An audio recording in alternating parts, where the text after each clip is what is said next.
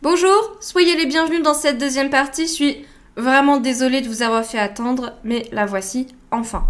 Alors si vous n'avez pas vu la première, je vous suggère fortement de le faire, afin d'être au clair sur ce que sont et ne sont pas la médecine, la chimie, la phytothérapie, mais également des médicaments et des principes actifs, parce que je ne reviendrai pas dessus dans cette vidéo. Aujourd'hui, je vous propose de casser ensemble les mythes que voici. La phytothérapie est une médecine alternative et douce. La médecine, c'est chimique. La chimie n'apporte rien de bon aux médicaments. Les médecins ne prescrivent pas de placebo ou de plantes. Et la médecine ne traite que les symptômes. Alors d'abord, petite parenthèse importante. Est-ce que vous savez que vous avez le droit de dire à votre médecin généraliste qu'à la place de ces gros cachets que vous avez du mal à avaler et qui ne vous inspirent pas confiance, vous préféreriez une solution buvable ou un cachet à faire fondre en bouche? Et est-ce que vous savez que vous avez le droit de dire à votre médecin généraliste que vous voudriez privilégier les traitements à base de plantes? Bah oui, en fait, votre médecin n'a pas le droit de vous juger ou de vous imposer quoi que ce soit, et en cas de problème avec une forme galénique ou une autre, il doit même essayer de trouver une alternative qui vous convienne. Et ça marche pareil avec l'origine du médicament. Ce que j'essaye de vous dire, c'est que vous avez la possibilité, mais surtout le droit de choisir votre traitement. Vous avez même le droit de ne pas vous soigner du tout, en fait. Le médecin est là pour comprendre votre souci et vous prescrire de quoi vous soulager, guérir. Mais il n'est pas décideur de comment vous voulez vous soigner et avec quoi. Il est là pour vous informer, vous guider, vous proposer les options disponibles. Ensuite, c'est vous qui décidez. Donc si vous voulez des plantes, demandez des plantes. Et s'il existe une plante efficace pour vous aider, vous l'aurez. Mais ne me faites pas dire ce que je n'ai pas dit. Je ne vous encourage ici à rien d'autre qu'à dialoguer avec votre médecin généraliste et pas à être médecin à la place du médecin. Et encore moins à aller voir des pseudo-médecins qui s'autocréditent du titre de je sais pas trop quoi, thérapeute machin bidule. Non. Discutez, échangez, prenez le temps d'écouter ses arguments et ensuite prenez une décision. Je ne suis pas non plus en train de vous dire que vous devez absolument consulter un médecin généraliste. Vous avez tout à fait le droit de vous adresser à un spécialiste des soins par les plantes. Mais veillez à ce qu'il soit un véritable connaisseur qui va vraiment vous aider et pas un charlatan qui va vous fâcher avec votre compte en banque, voire pire, avec votre santé. Voilà, fin de la petite parenthèse. Alors la phytothérapie est une médecine alternative et douce. On l'a vu dans la première partie, la phyto n'est pas une médecine ou branche de médecine. Mais les plantes qui fonctionnent sont utilisées en médecine et sont inscrites dans la pharmacopée. Elle n'est donc pas une médecine alternative, mais partie intégrante de la médecine quand ça marche. Et douce alors? Ouais, voyons ça. Alors qu'est-ce qu'on appelle un médicament à base de plantes exactement? Code de santé publique, article L.5121-1,16 SCP. Alors non, SCP c'est pas la fondation SCP, malheureusement, c'est Code de santé publique. Un médicament à base de plantes est un médicament dont la substance active est exclusivement une ou plusieurs substances végétales ou préparations à base de plantes ou une association de plusieurs substances végétales ou préparations à base de plantes.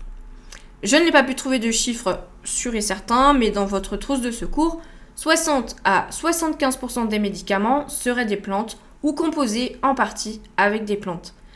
Un médicament à base de plantes est un médicament d'origine végétale au sens large, incluant donc les principes actifs initialement issus des plantes, mais désormais obtenus par synthèse, ainsi que les principes actifs n'existant pas dans la nature, mais issus de la modification d'un principe actif naturel. Ces plantes sont considérées comme n'importe quel autre médicament, il faut donc faire attention à certaines choses, notamment la toxicité et les interactions médicamenteuses. Coucou le millepertuis, on va en reparler. Alors commençons par la toxicité. Si vous vous baladez dans les Alpes ou en Méditerranée, ou un peu plus loin en Afrique du Sud ou dans l'Asie occidentale, eh bien dans des endroits un peu humides, vous pourriez tomber sur ça.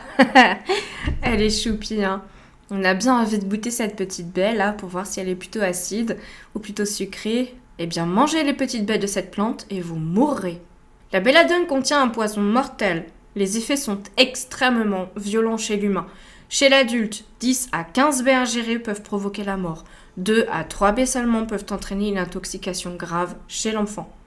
Et pourtant, les feuilles de belladone sont utilisées pour traiter plein de trucs, hein.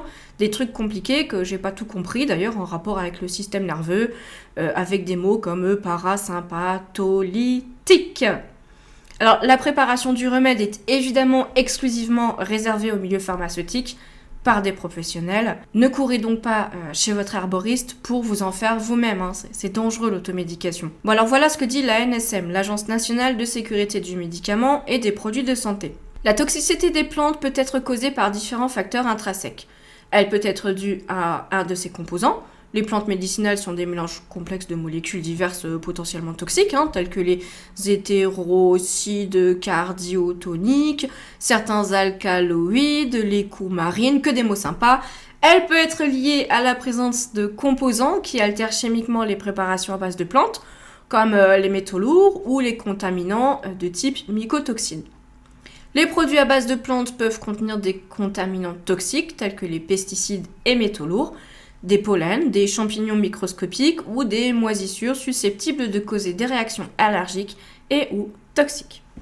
Alors, l'identification imprécise des composants de la plante, ça peut rendre toxique une préparation à base de plantes, notamment lorsqu'un de ses constituants, susceptible d'avoir des effets toxiques graves, n'est pas ou est mal identifié. Tout comme certains champignons sont vénéneux, certaines plantes peuvent donc être toxiques. Et certains de mes collègues sceptiques aussi, coucou, ils se reconnaîtront. Bref. Et un seul passage en laboratoire peut permettre de les utiliser quand même pour se soigner. Comme le dit le principe de Paracels ou Paracels, j'ai toujours pas compris, rien n'est poison, tout est poison, c'est la dose qui fait le poison. Passons aux interactions entre médicaments. Alors il existe des combinaisons de médicaments qui sont dangereuses, plantes ou pas plantes, hein, c'est pareil. De plus, certaines substances végétales ne doivent jamais être prises en même temps qu'un médicament classique. Coucou le millepertuis. On va y revenir, vous inquiétez pas. Toujours sur le site de l'ASL, on peut lire ceci. On s'en fout, tant pis. En cas d'effet indésirable inhabituel, de diminution, voire de cessation subite et imprévisible de l'efficacité d'un médicament, il est important que le patient informe son médecin qu'il utilise des produits à base de plantes. Certains constituants des produits à base de plantes peuvent modifier la fonction et ou l'expression des systèmes de détoxication de l'organisme et donc provoquer des interactions avec des médicaments pris en parallèle. Les phytothérapies et les médicaments conventionnels peuvent s'influencer mutuellement. Par exemple, l'effet sédatif d'un hypnotique conventionnel peut être potentialisé en cas de prise concomitante d'un produit à base de plantes ayant des propriétés sédatives. Le millepertuis est un autre exemple d'interaction médicamenteuse entre une plante et des médicaments, puisque cette plante peut augmenter le métabolisme de certains médicaments et ainsi réduire leur efficacité. Donc il est important de toujours consulter un professionnel de santé avant d'associer le millepertuis avec un médicament. Donc certaines interactions sérieuses n'ont été découvertes et explicitées qu'après une utilisation durant de nombreuses années et à large échelle de certaines plantes. Consultez la notice des médicaments quand il y en a, elle mentionne en détail les interactions. Le millepertuis est inscrit dans la pharmacopée, parce que il est aussi efficace que les antidépresseurs pour soigner une dépression, mais ces nombreuses interactions très indésirables avec beaucoup de médicaments, ça freine beaucoup sa prescription. Et puis plante ou pas plante, il y a des risques d'allergie, d'aggravation des problèmes, d'effets indésirables, de fausses couches, et j'en passe. En bref, des plantes oui, mais pas n'importe comment, et pas prescrites ni mises sous forme adaptée, commercialisées et délivrées par n'importe qui, non plus, avec parfois un passage obligatoire en laboratoire. Donc voilà, ce n'est pas parce que ça pousse tranquillou dans la nature que c'est joli et que ça a l'air succulent que donc c'est sans danger. Si la phyto désigne les soins par les plantes, elle n'est pas une médecine à part entière, elle n'est pas non plus particulièrement douce puisque les plantes, comme n'importe quel autre médicament, peut causer des effets néfastes, plus ou moins graves, voire mortels. Alors vous savez ce qu'on dit, méfiez-vous des stats, et bien méfiez-vous aussi des plantes. La médecine est chimique et la chimie n'apporte rien de bon aux médicaments. Alors comme on vient de le voir, tout ce qui pousse dans la nature n'est pas forcément très très bon. Si on n'y connaît rien sur tout ce qui pousse dans les bois, mieux vaut tomber sur une trompette de la mort, un très bon champignon qui malgré son nom n'est pas du tout dangereux, plutôt que sur des baies de belladone. Dans le même ordre d'idée, tout ce qui est chimique, j'entends par là fabriqué en laboratoire, n'est pas forcément nocif. Il y a d'ailleurs un abus de langage, on devrait plutôt dire synthétique, parce qu'en fait un truc chimique c'est quoi ? Si c'est ce qui pousse pas dans la nature, alors refuser des médicaments sous prétexte qu'ils sont chimiques, Si on veut être cohérent, le support avec lequel vous regardez cette vidéo, il pousse pas dans le potager du coin. Hein. Donc, je sais pas, mettez-le à la décharge illico. Ou faites un don, parce que le gaspillage, ça craint. Alors, dans l'imaginaire collectif, la chimie, ça ressemble à ça. Et ça. Mais bon, ça, c'est dans le laboratoire de Dexter. Et ça, c'est une petite fille qui a séché les cours de récréation pour faire de la chimie sans ses profs et n'a pas écouté en classe, comme moi à l'époque. En vrai, la chimie, c'est plutôt comme ça. Il ne fait aucun doute que les accidents nucléaires, ainsi que les films, les livres et séries, ont influencé l'imaginaire collectif sur la chimie, avec son lot d'explosions et de fumée verte. Mais il y a quand même une grande différence entre fabriquer une bombe atomique, ou de la Blue Skymet, manipuler des produits hautement dangereux ou toxiques, et fabriquer un médicament. En fait, la chimie et les laboratoires pharmaceutiques, grâce aux tests de toxicité, d'allergie et autres, ils évitent bien des drames. Et c'est nécessaire, obligatoire de vérifier si un produit, d'où qu'il vienne, est dangereux ou non. Et pour ça, mieux valent des pipettes et des boîtes de pétri que de malheureux volontaires qui subiraient de forts effets indésirables ou pire, ils laisseraient leur vie. Alors bien évidemment, en labo, on n'a pas toujours la possibilité de tester à très grande échelle, ni de connaître les effets à long terme, donc parfois certains problèmes surgissent une fois que le médicament est en vente. Là, je vous renvoie vers une des vidéos de Chat Sceptique qui traite sur le sujet. Mais depuis 70 ans, sur 18 000 médicaments mis sur le marché en France, d'après Wikipédia, 12 seulement ont été retirés, soit 0,07% de ratés. Alors, par contre, cependant, voici ce qu'en dit un des professionnels de santé qui a relu ce script. Alors là, ça m'étonnerait vraiment, je ne sais pas combien de médicaments il y a, 18 000, je pense que c'est en comptant les génériques, voire les différentes présentations, parce qu'il doit y avoir max 2000 principes actifs différents, faudrait que je retrouve ça, pour le moment impossible de remettre la main dessus. Par contre, les médicaments retirés, il n'y en a pas eu que 12. Il y en a quelques-uns chaque année, donc même si je n'ai pas le chiffre depuis 70 ans, c'est sûr que c'est beaucoup plus. Prudence donc avec les chiffres sur les médicaments retirés du marché, mais deux choses. D'une part, quel que soit le chiffre, c'est petit. Mais vraiment tout petit, c'est limite quantique, quoi. D'autre part, le fait que soit retiré du marché un médicament qui pose problème à grande échelle, là où il n'en posait pas à plus petite échelle, lors des tests cliniques, ça montre bien qu'il y a un suivi sérieux des médicaments, même une fois les études cliniques faites, ce qui est quand même plutôt rassurant. Et enfin, grâce au retour des utilisateurs et utilisatrices et des études observationnelles, aujourd'hui on sait plus vite que jamais s'il y a un souci avec un médicament.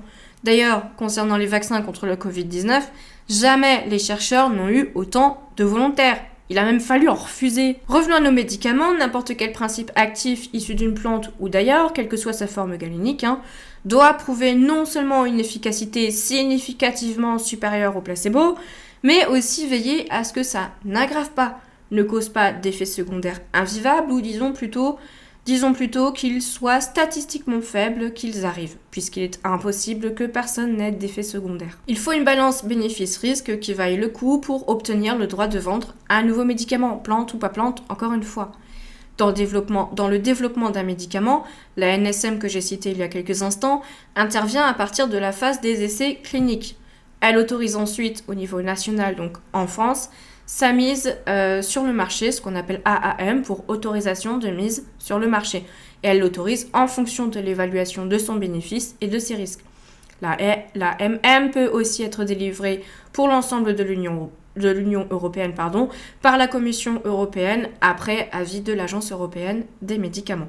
Synthétiser des médicaments est aussi plus rapide que d'en fabriquer directement avec des plantes et permet de faire des produits avec des effets indésirables moins puissants ou moins fréquents et également d'améliorer les effets positifs. Oui, des fois la chimie ça peut être vachement bien aussi. En bref, la chimie, la synthétisation, ce n'est que des avantages et vous êtes bien plus en sécurité avec un médicament chimique qui a été étudié et testé qu'avec une plante naturelle dont on ne sait pas grand-chose.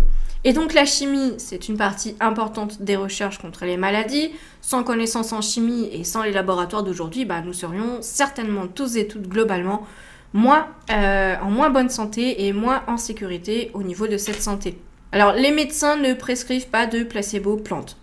Bon, il est vrai qu'il se fait rare d'aller chercher son médicament à la brûlerie ou chez l'herboriste du coin. Mais comme on l'a vu plus haut, certains de nos médicaments contiennent des plantes ou sont même carrément 100% plantes. Et rappelez-vous que si c'est ce que vous voulez, vous pouvez en faire la demande. Donc bien sûr que les médecins prescrivent des plantes. Next. La prescription de placebo. À quoi ressemble un médicament placebo? D'après la NSM, c'est un produit qui a la même forme, la même couleur, la même odeur que celle du médicament, avec les principes actifs, mais sans les principes actifs efficaces contre votre problème de santé. Concernant le placebo non prescrit, c'est faux et plusieurs études dans divers pays ont montré que les médecins prescrivent des placebos en prenant ou non le soin de prévenir leurs patients. Également, dans certains hôpitaux, on propose aux patients des thérapies alternatives dont l'efficacité n'a pas pu être prouvée scientifiquement, mais qui a fait beaucoup de bien aux patients justement. Il existe aussi beaucoup de médecins qui, pour une raison ou pour une autre, vont envoyer vers des praticiens de thérapies alternatives dont la science n'a montré aucune efficacité, mais qui, pour leurs effets contextuels et placebo, peuvent grandement aider les patients, en tout cas soulager les symptômes et aider à appréhender les maladies. Les placebos sont prescrits. Mais, oui, parce qu'il y a un mais, il y a toujours un mais, les placebos, ça pose des questions éthiques. Un placebo fonctionne même quand on sait qu'on prend un placebo, mais ça n'est pas parce qu'il n'y a pas de principe actif qu'il n'y a pas de conséquences. C'est moins connu, mais vous avez peut-être déjà entendu parler de l'effet nocebo. Alors, à l'inverse de l'effet placebo, il va rendre malade. Voilà ce que dit Wiki. Cet effet nocebo peut prendre la forme d'effets indésirables. Le patient, croyant qu'il prend un médicament, est susceptible de recréer par suggestion les effets indésirables dont il a pu entendre parler auprès de ses amis ou dans les médias, ou qu'il a simplement lu sur la notice. Ces effets, distincts des effets secondaires réels d'un médicament, sont de nature psychologique, même si la distinction entre les deux n'est pas toujours aisée, car il peut aussi exister un effet nocebo lors de la prise d'un vrai médicament entraînant des effets secondaires, n'étant pas la résultante de son action pharmacologique. Alors 20 à 30% des sujets en parfaite santé observeraient des effets secondaires tels que des maux de tête, de la somnolence, des nausées lors de la prise d'un placebo. Alors plusieurs études ont montré cet effet placebo, par exemple lors d'une étude sur l'influence de la prière sur la guérison d'un malade, certains d'entre eux présentaient plus de risques de complications médicales s'ils étaient informés que des prières étaient dites en sa faveur. Alors, une des hypothèses, c'est que le stress supplémentaire induirait un effet nocebo, ou bien serait une source de risque accru de complications. Oui, je dis pas du tout ça pour taper sur la religion, les prières, les croyants, ou qui que ce soit, mais ça semble logique, en fait. Si quelqu'un prie pour vous, vous vous dites, oulala, ça va mal à ce point-là, et du coup, vous stressez plus. Et le stress est un facteur assez pénible pour aggraver différentes problématiques au niveau de la santé. Notez cependant, transparence oblige, qu'une seule étude, c'est peu pertinent. Dernièrement, plusieurs journaux ont relaté des témoignages de troubles qui seraient apparus chez certaines personnes habitant à côté d'une antenne relais de téléphonie mobile, alors même que l'installation n'avait pas encore été mise en service. Par ailleurs, les placebos fonctionnent aussi très bien chez les enfants et les animaux, ce qui fait malheureusement office de preuve à de nombreux faux remèdes et fake meds qui prétendent que c'est impossible pour des raisons sombres et obscures qui vont à l'encontre des consensus scientifiques. L'effet nocebo aussi fonctionnerait chez les animaux. Pour l'instant, il y a très peu d'études là-dessus, donc on peut pas vraiment tirer des conclusions fiables. Quant à tester l'effet nocebo sur les enfants, vous imaginez bien le gros problème éthique que ça pose. Mais bon, a priori, il n'y a pas de raison que ça ne fonctionne pas. Aussi, les effets contextuels peuvent être différents, non seulement d'une personne à une autre, mais aussi chez la même personne à une période ou à une autre. C'est donc difficile de mesurer à quel point les effets contextuels vont jouer un rôle ou pas. Et pour finir, les placebos soulagent les symptômes. Ils ne guérissent pas l'origine de problèmes et peuvent même potentiellement retarder une prise en charge médicamenteuse, ce qui peut mener à des handicaps ou pire, coûter la vie. Pour conclure, des placebos sont bel et bien prescrits. Leur prescription fait d'ailleurs grandement débat, mais cela n'est pas sans risque et peut parfois s'avérer dangereux. La médecine ne traite que les symptômes, là ça va aller très vite, c'est vrai et c'est complètement faux. Ce qui est vrai, c'est que quand il n'y a rien de plus à faire parce que vous avez un petit truc qui va passer seul mais dont les symptômes sont pénibles, par exemple une grippe, une gastro, etc., ou parce que malheureusement on n'a pas encore découvert de médicaments efficaces pour traiter la cause, là oui, on va traiter uniquement les symptômes. Par contre, quand on connaît l'origine du problème, on traite aussi le problème. Sinon c'est carton rouge, faute grave et vous seriez en droit de porter plainte. Voilà, on a fait le tour, j'espère que vous avez appris plein de choses. et que vous voyez autrement maintenant les plantes, la chimie et la médecine. Si vous connaissez déjà tout ça, j'espère que cette vidéo pourra vous aider à parler avec vos proches qui ont des croyances sur le sujet. N'oubliez pas que ma chaîne ne peut pas exister sans vous, donc si vous avez appris des trucs, si ça vous a plu, on partage, on like, on commente, on fait ce qu'on veut. On peut aussi ne rien faire, hein, c'est tout à fait votre droit, mais ce serait vraiment un petit peu dommage pour moi quand même, parce que vraiment je me suis donné de la peine pour cette vidéo et Allez, comme d'habitude, prenez bien soin de vous, soyez sceptiques, on se retrouve très bientôt. Bye bye.